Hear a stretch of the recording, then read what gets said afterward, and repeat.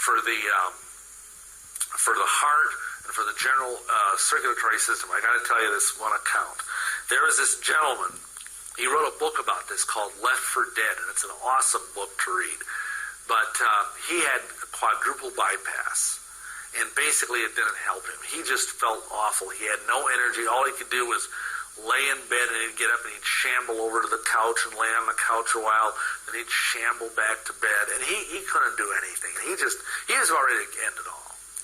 And one day his family took him out in a wheelchair in the park, and there was this little old granny lady who just seemed to be all full of energy and just sparkly and happy, and she says, "Well, what's wrong with you?" And he kind of explained that he'd had heart disease and he had a quadruple bypass and he just wasn't recovering from it. She says, "Oh, you need cayenne pepper.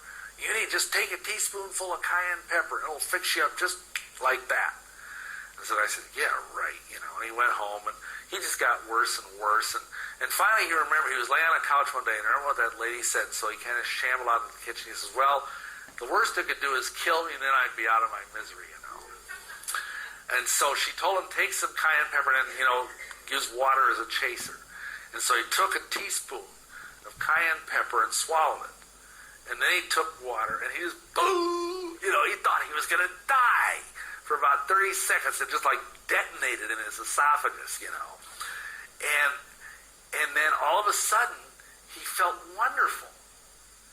And he had called his son. This guy was like probably in his 40s at this time.